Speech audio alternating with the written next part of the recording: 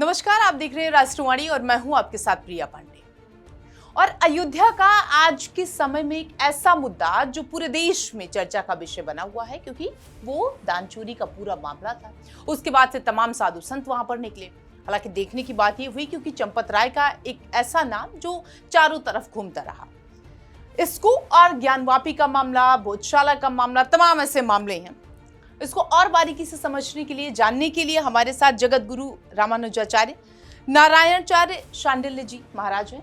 महाराज जी, जब हम इन मुद्दों को देखते हैं, जब हम इनको देखते हैं तो अयोध्या, चूंकि हर व्यक्ति जानता है, एक ऐसा मुद्दा रहा है जिसकी नजरें, सबकी नजरें वहां पर टिकी हुई हैं। एसआईटी का गठन हुआ, चंपत राय पर एक्शन हुआ। अब इस पर क्या कहेंगे? जय श्रीमन नारायण। देखिए, ये बड़ा दुर्भाग्यपूर्ण है कि जो इस मंदिर के लिए हम सब लोग लगातार 500 वर्षों तक इतनी लड़ाइयाँ लड़ी, हमको सिद्ध करना पड़ा कि हमारी राम जन्मभूमि यही थी। जो विदेशी आक्रांता आए, हमारी सनातन संस्कृति की जहाँ जहाँ धरोहर थी, हमारे जो मूल स्वरूप थे, जहाँ हमारे मर्यादा पुरुषोत्तम भगवान का जन्म हुआ, चाहे वो कृष्ण जन्मभूमि हो, चाहे राम जन्मभूमि हो, सब पर तोड़कर उन्होंने कब्जा कर लिया। अब कब्जा जब कर लिया तो मुगल तो आए चले गए, लेकिन जो आक्रांता यहाँ तलवार के बल पर धर्मांतरण कर लिए, वो यहीं रह गए और वो इसी का विरोध कर रहे हैं, जो कि वो स्वयं हिंदू हैं। तो ये स्थिति बन गई है। और उसके बाद दुर्भाग्यपूर्ण से, एक तो मुझे साजिश जैसा लगता है कि कुछ लोग जिनको पूजा पाठ से कोई मतलब ही नहीं, सनातन संस्कृत क्या है, वेद क्या है, पुराण क्या है, शास्त्र क्या है, गरुड़ पुराण क्या है। गरुड़ पुराण में लिखा है हर कर्म का कि फला कर्म करोगे तो ये पाप लगेगा, फला कर्म करोगे तो पाप लगेगा। जब उसको जानकारी ही नहीं है कि तीर्थों में पाप करने का क्या पाप लगेगा, मंदिरों में चोरी करने का क्या पाप लगेगा, उससे क्या मतलब? वो तो बस उसको धन चाहिए, धर्म से उसका नाता नहीं है। जब इसमें मंदिर प्रबंधन में जो लोग रखे गए उस योग्य थे ही नहीं, तो चोरी तो होना तय है। जो कि आज देखिए, इसके पूर्व में कहीं चोरी हुई नहीं, तब भी तो जो जिसका जो काम है वो उसको नहीं करने दिया गया, तो चोरी तो होना ही है। कर्म ये था कि ब्राह्मणों का काम था पूजा पाठ कराना, वेद पढ़ना, वेद की शिक्षा देना, और वो अन्य संप्रदाय के जो हमारे थे हिंदू भाई, वो भी करते थे। लेकिन वो ज्ञान प्राप्त हुआ तब कि वाल्मीकि जी और अन्य बहुत संत हुए। लेकिन जिनको ज्ञान ही नहीं है, उनको आप प्रवेश करा दिए तो समस्या तो उत्पन्न होनी है। तो उनको पता ही नहीं है, भय नहीं व्याप्त है। ब्राह्मणों को पता है कि अगर मैं ये कर्म करूँगा तो फला नामक पाप, रौरव महारौरव, हमको इस कुंभी नरक में जाना पड़ेगा। तो वो उस कृत्य से डरते थे। लेकिन इनको डर नहीं है और कर रहे हैं। तो सबसे बड़ी एक मेरा जो मानना है कि समस्या वहाँ उत्पन्न हुई कि जो जिस कार्य के योग्य था, उस योग्यता के आधार पर नहीं रखा गया, अयोग्य व्यक्ति रखे गए, तो इसलिए चोरियां हुई। चंपत राय का नाम जो है इन पूरे चर्चा के केंद्र में रहा है। चंपत राय को लेकर के क्या कहेंगे आप? देखिए, चंपत राय का तो उनको अहंकार खा गया, क्योंकि जिस तरीके से चंपत राय बात करते थे, जब उन्होंने अपने पद पे रहते हुए जो भी आए, चाहे वो किसी भी पद का हो, उसे आपको मान लीजिए संत का ही, तो उन्होंने कहा कि शैव का वैष्णव के मंदिर में क्या कार्य। अब शिव के बिना राम जी और राम जी के बिना शिव जी कहाँ पूर्ण होते हैं। लेकिन उन्होंने कहा कि शंकराचार्यों के यहाँ क्या काम। ऐसा कहना गलत था। ऐसा क्यों? हमारे जो शंकराचार्य थे, निश्चलानंद जी और अन्य शंकराचार्य वासुदेवानंद जी, सब जो है, अभी एक ताजा प्रकरण हमारे संज्ञान में आया था कि वासुदेवानंद सरस्वती शंकराचार्य होते हुए राम जन्मभूमि की लड़ाई लड़ते हुए, और उनको वो टिन्नू यादव ने खड़ा करा दिया था बाहर। अब बताइए, आप शंकराचार्य को रोक दोगे? हमारा सबका जगत गुरुओं का, शंकराचार्यों का धर्म कर्म ही है मूल। हमारे ही तो पहला अधिकार है, हम ही को आप रोक दे रहे हो। धर्म कैसे आप जानोगे, ये आप बताओ। तो ये बड़ा दुर्भाग्यपूर्ण है, उनको अहंकार खा गया। और हमें लगता है कहीं न कहीं, देखिए राजा है जो, उसके मुख्यमंत्री जी हैं योगी जी, अगर उनके नाक के नीचे कोई कार्य हो रहा है तो वो योगी जी ही उसके माने जाएंगे। तो चंपत राय जी कहीं न कहीं इसमें इन्वॉल्व रहे। अब वो कैसे रहे तो जांच का विषय है, लेकिन इस जघन्य अपराध की कड़ी सजा होनी चाहिए कि सनातन का इससे बड़ा नुकसान हुआ, बड़ी बदनामी हुई, तो भविष्य में ऐसा कृत्य करने की हिम्मत न जुटा सके। और इसमें योगी जी बेहतर कार्य कर रहे हैं और उनकी जांच से, उनके उससे हम सब संतुष्ट हैं। एसआईटी का गठन हुआ एसआईटी है। गठन हुआ, अभी जरूरत पड़ेगी तो सीबीआई भी करा लेंगे। हाँ, केंद्रीय जांच एजेंसियों की मांग हो रही देखिए है। हमें तो पूर्ण विश्वास है योगी बाबा के ऊपर। वो संत हैं, एक पीठ के पीठाधीश्वर हैं, गोरखपुर के, गोरक्षा पीठ के। तो वो निश्चित ही उनके शरीर में ही, ब्लड में ही सनातन है। तो वो किसी तरीके से किसी को छोड़ने वाले नहीं हैं। आप समय आने दीजिए, देखिएगा दूध का दूध, पानी का पानी कर देंगे। और जो एक मौका मिल गया, जो कभी राम राम नहीं करते थे, आज राम राम की लूट लगा दिए। अचानक से बाढ़ सी आ गई, ना वो राम मंदिर बनने में चंदा दिए, राम मंदिर का उल्टा विरोध करते थे, हॉस्पिटल बनवाते थे, आज वो राम मंदिर की तरफ दौड़ भागे हैं राजनीति के लिए।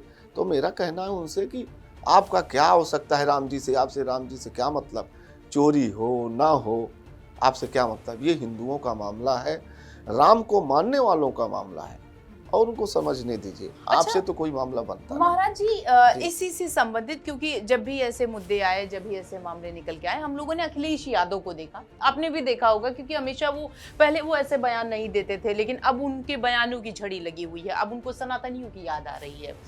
अब वो सनातन समाजवाद का एक पोस्टर अपने यहाँ पर लखनऊ में मुख्यालय पर लगवा रहे हैं। सवाल ये है कि क्या यहाँ पर भी राजनीति हो रही? क्या अखिलेश यादव को ये पता चल गया है कि बिना सनातन को लिए हुए साथ में हमारा बेड़ा पार नहीं हो सकता है?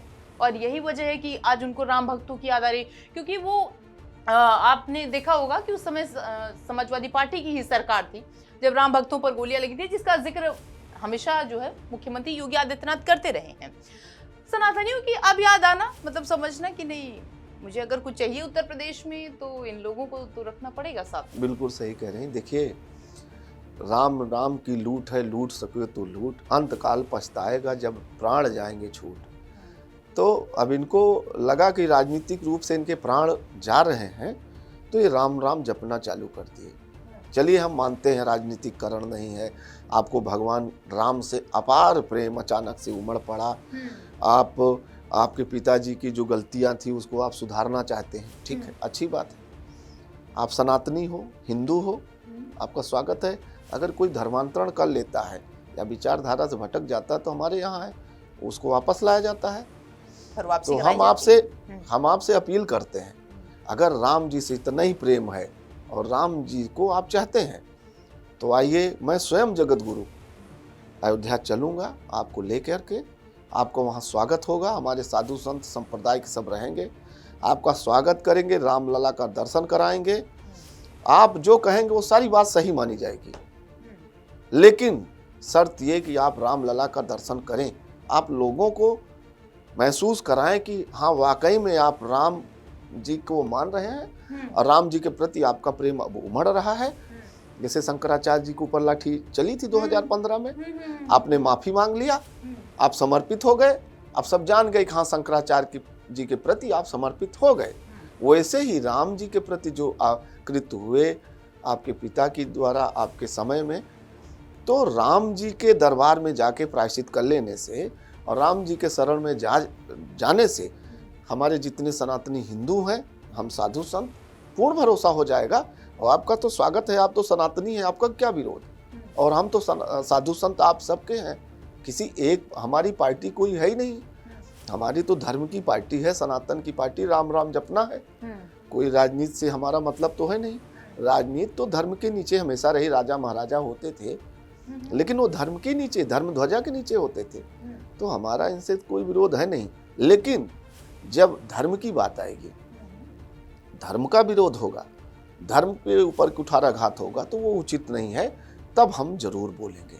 अच्छा, केजरीवाल का थोड़ा सा लखनऊ से आगे आते हैं, दिल्ली पहुंचते हैं। केजरीवाल अब सुंदरकांड करवा रहे हैं सब जगह पर। अभी तक उन्होंने भगवान राम के दर्शन नहीं किए थे, लेकिन अब जब ये पूरा मामला हुआ अयोध्या में, विवादित चीजें हुई, उसके बाद से उनका बयान देने की शुरुआत हो गई। वो तमाम बाहर निकलने लगे, जैसे कहते नहीं, वो कुएं के मेढक या बरसाती मेढक के तौर पर अब वो बाहर आ रहे हैं और वो सुंदरकांड करवा रहे हैं। वो भी कह रहे हैं कि नहीं, हम भी भगवान के हैं, इन लोगों पर एक्शन होना चाहिए जिन्होंने अयोध्या में गलत किया। देखिए, आज जिस तरीके से हिंदू जाग गया है पूरे भारतवर्ष में, अभी पूरा तो जागे नहीं, लेकिन जितने जाग गए हैं उतने से ही इनको घबराहट हो गई है। उनको पता चल गया कि ये जातियों में नहीं बांट पाएंगे, वामपंथी विचारधारा दलित भीम मीम का चक्कर नहीं कर पाएंगे। जैसे अभी एक भीम पार्टी और भीम मीम का चलता रहता है, आप देखें लगातार। तो इनका अगर इतने प्रेम था तो वहाँ पाकिस्तान में कितने दलित थे, आज 1% 2% रह गए, कहाँ विलुप्त हो गए, बांग्लादेश में कैसे हो गए। तो केजरीवाल जी को अच्छे से पता है कि राम की अगर लूट में शामिल हम नहीं होंगे, राम राम की लूट है, तो उनको जानबूझ के राम राम करना पड़ रहा है। उनको पता है कि राम राम अब कर लेने से एक अवसर मिल गया। और देखिए, अन्य संप्रदाय के लोग को भी आनंद आ रहा होगा कि बताइए, राम मंदिर में चोरी हो गई, राम मंदिर में चोरी हो गई। तो अब केजरीवाल को अवसर मिल गया कि विपक्ष के जो हमारे वोटर हैं वो भी इसी मुद्दे को लेके चल रहे हैं, तो अवसर मिला तो वो फट से इसको अपना कब्जा कर लेना चाहते हैं। महाराज जी, हम लोगों ने सुना था कि विपक्ष की तरफ से हमेशा से आरोप लगाए गए थे कि बीजेपी या फिर तमाम दल जो है वो राम के नाम की राजनीति करते हैं। क्या अब इनको नहीं याद आना चाहिए कि हम भी तो उन्हीं के नाम की राजनीति कर रहे हैं? देखिए, बीजेपी राम की राजनीति नहीं की, बीजेपी ने राष्ट्र की राजनीति की, धर्म की राजनीति की। जो पहले परंपरा रहा, जो राज्य सत्ताएं रही, वो धर्म की नीचे रही। वो तो शुरू से अपनी मातृभूमि के लिए लड़ते रहे, कश्मीर के लिए संघर्ष करते रहे। ये जो धारा 370 हटा, जो हमारी मातृभूमि पर था, हमारी ही भूमि रहते हुए हम उस पर जा नहीं सकते थे। कश्मीर में कोई कश्मीरी पंडित कितने मारे गए। आप देखिए ना, 1992-93 की घटना है, जिसमें जो स्पीकर थे केसरीनाथ जी, मुलायम सिंह का शासन था जब इनकी सरकार बनी, राम जन्मभूमि का मामला चल रहा था। वो वीडियो अभी भी सोशल मीडिया पर होगा, गूगल पर। और जो 20-25 विधायक बने थे उनको दौड़ा दौड़ा के विधानसभा के अंदर मार रहे थे। बहुत ज्यादा परेशान किया गया था। तो आप सोचिए कि क्या क्या नहीं बीजेपी ने सहा। सोनिया गांधी का है, अटल जी को क्या क्या कहा गया, लालू प्रसाद ने क्या कहा, मुलायम सिंह ने कहा। तो बीजेपी ऐसे अचानक से नहीं आ गई। बीजेपी ने संघर्ष किया, बहुत त्याग किया, कितने कार्यकर्ताओं को खो दिया। राष्ट्रीय स्वयंसेवक संघ आप देखिए ना, तमिलनाडु, केरल, कहाँ कहाँ, बंगाल, कितने स्वयंसेवक मारे गए। पीछे का नहीं दिख रहा है, उसको नहीं दिखेगा। कितने कश्मीरी पंडित बेचारे मारे गए, उनकी लड़ाई लड़ी और आज जाके इस मुकाम तक पहुंचे हो। और कहीं ना कहीं ये लड़ाई जो है वो आगे भी रहेगी। मथुरा और ज्ञानवापी का मामला आजकल बहुत ज्यादा चर्चा का विषय बना हुआ है महाराज जी। जब इन मामलों को देखते हैं तो याद आता है राम मंदिर, या जब भोजशाला को आप देखते हैं तो याद आता है वो राम मंदिर, वो बाबरी मस्जिद, जहाँ पर ये कहा गया कि आपको जो है वो जगह दी जाएगी, और बाबरी मस्जिद के लिए जगह दी गई अलग से। भोजशाला में भी यही है। कल कोर्ट की तरफ से कहा गया कि आपको दूसरी जगह, स्थानांतरित जगह दी जाएगी। तो क्या ये पूरा मुद्दा बाकी के जगहों के लिए स्थापित होगा, एक नजीर के तौर पर पेश होगा समझौता से? हाँ, क्योंकि यहाँ पर भी यही मामले चल रहे हैं। देखिए, हम तो पहले स्पष्ट बता देना चाहते थे, जितनी भी ये लड़ाइयाँ हो रही हैं ये उनकी नहीं थी, ये आक्रांताओं द्वारा कब्जा करके उन आक्रांताओं का कब्जा हो गया। जैसे चाइना ने कुछ जमीन पहले 1962 में कब्जा कर लिया और हमारी ही जमीन को लेकर के वो दावा करे, तो क्या उचित है? पाकिस्तान, ये देखिए ना, जो दूसरा कश्मीर है उस पे दावा हमेशा जमीन हमारी है। वैसे ही भारत की भूमि पर ये सब आक्रांता आए, हमारी धरोहरों पर, सनातन संस्कृति पर कुठाराघात किया, कब्जा कर लिया। मुगल आए चले गए, वो तो रहे नहीं। यहीं के मुसलमान जो बन गए थे वही हिंदू अब इसकी लड़ाई लड़ रहे हैं। बड़ा दुर्भाग्य है कि सनातन संस्कृति की भूमि पूरे विश्व में यही जननी है, जड़ है, और हम अपने अस्तित्व के लिए लड़ाई लड़ रहे हैं। उसके पीछे कारण है, शंकराचार्य जी ने 13 अखाड़ा बनाए थे धर्म युद्ध के लड़ने के लिए। 4 शंकराचार्य चारों तरफ से थे। आज देखिए ना, चारों तरफ एक आध शंकराचार्य को छोड़ दीजिए तो और शंकराचार्य जी शांत बैठे हैं। अखाड़े 13 का 13 जो धर्म की लड़ाई लड़ने के लिए आए थे वो भी शांत बैठे हैं। तो बहुत दुर्भाग्यपूर्ण है, सनातन के लिए बहुत दुर्भाग्यपूर्ण है कि जिसके लिए हम सब लोगों ने हजारों हजार लाखों लाख हिंदुओं की प्राणों की आहुति दे दिया, और आज हम सब लोग हिंदुओं की मृत्यु पर चुपचाप बैठ को देखते रहते हैं।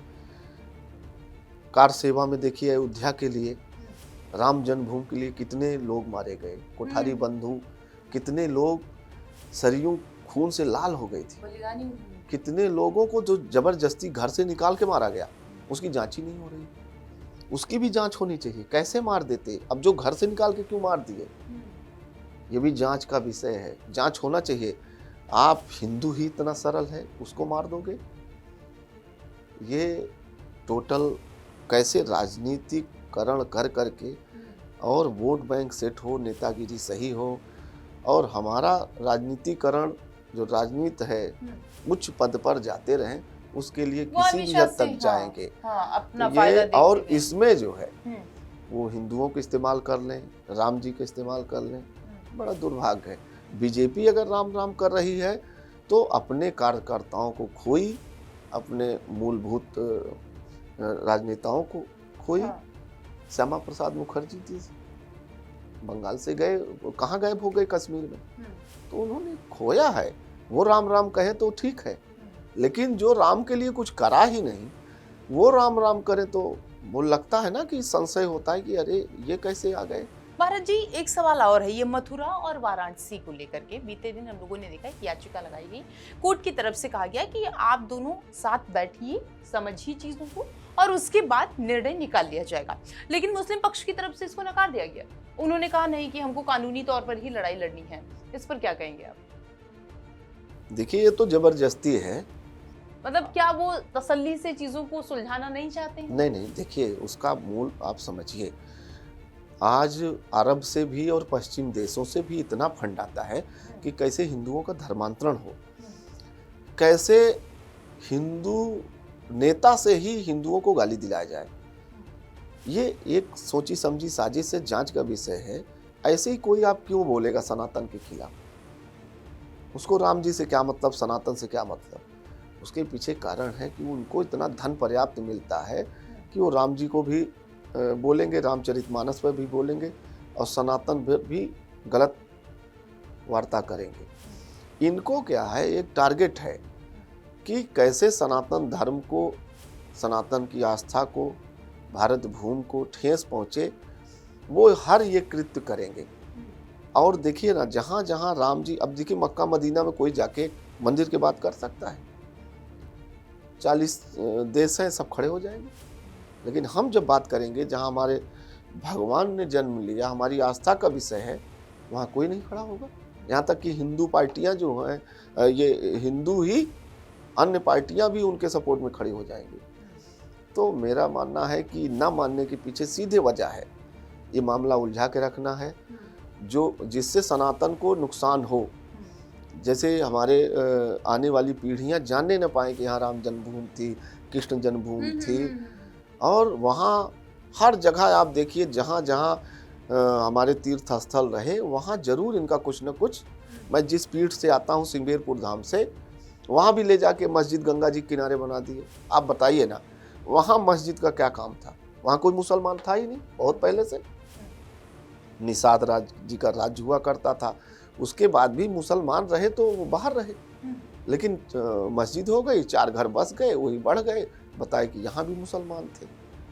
तो ये स्थिति है कि इतने आक्रांता पैदा कर दो, इतने विचारधारा पैदा कर दो कि सनातन का अस्तित्व ही मिट जाए। महाराज जी, एक आखिरी सवाल है। अखाड़ा परिषद की तरफ से कहा गया है कि जैसे अयोध्या में कार्य सेवा के तौर पर किया गया और उसके बाद से तमाम चीजें हुई, अब ये कहा गया है कि हम कार्य सेवा करेंगे और विपक्ष को भी इसके लिए न्योता देंगे कि आइए आप। नहीं, अखाड़ा परिषद जो कह रहे हैं ठीक है, लेकिन हिंसा नहीं होनी चाहिए, क्योंकि अयोध्या में जिस तरीके से हिंसा हुई उसमें हमारे हिंदू भाई ही गए और बहुत मृत्यु हुई, बहुत माताएं विधवा हुई। हम नहीं चाहते। ये पहले तो वार्ता से सुधर आ जाए तो अच्छा है, नहीं तो कोर्ट निर्णय दे रहा है, नहीं तो अंतिम विकल्प फिर कार सेवा है, क्योंकि फिर साधु संत ही जाएं उसमें, आम जनमानस न जाए तो ज़्यादा अच्छा है। और हमारा सबका साधु संतों का है कि हम तो त्याग कर दिए धर्म के लिए, तो हमारी 13 अखाड़े जो हैं वो आए मैदान में। जो हमारे नागा सेना है वो नागा सेना उस पर चढ़ाई करे और कार सेवा करे। बिल्कुल, हम सब लोग भगवान के लिए ही जन्म लिए हैं और भगवान के लिए ही जाना है। अगर हम ये न कर पाए, भगवान कृष्ण भी गीता में अर्जुन को युद्ध के लिए बताए कि धर्म की स्थापना के लिए आपको युद्ध करना पड़ेगा। तो भगवान तो स्वयं कहते हैं कि धर्म की स्थापना के लिए युद्ध तो करना पड़ेगा। तो बिल्कुल युद्ध जायज़ है और फिर हम उस पर उस भूमि पर जाएंगे। वो हमारे भगवान की भूमि है और उसके लिए किसी भी हद तक जाने में कोई बुराई नहीं है। हिंसा से थोड़ा बचना चाहिए। हिंसा भी ठीक नहीं है, क्योंकि एक चींटी भी मरती तो हम सब लोग थोड़ा सा बचाते हैं, लेकिन वो अंतिम विकल्प है। जब राम जी का या कृष्ण जी का जब आएगा तो हम सब लोग जाहिर तौर पर, क्योंकि ये पूरा मामला जो है वो कानूनी तौर पर चल रहा है और इसमें देखने की बात होगी, क्योंकि जब भी किसी चीज का कानूनी कोई पेच फंसता है तो जाहिर तौर पर चाहे पक्ष की बात करें या विपक्ष की बात करें, हिंदू पक्ष की बात करें या मुस्लिम की, क्योंकि वो भी ये सोचते हैं कि कोर्ट की तरफ से क्या आएगा क्या नहीं आएगा और उसको लेकर के चीजें दी जाती हैं। बयान जो आते हैं, जो कोर्ट का आदेश आता है, उसको जाना जाता है, समझा जाता है। और ये तमाम चीजें थी जिसको हमने महाराज जी से जाना। अगर आपके पास भी कोई सवाल है, कमेंट के जरिए आप हमसे पूछ सकते हैं।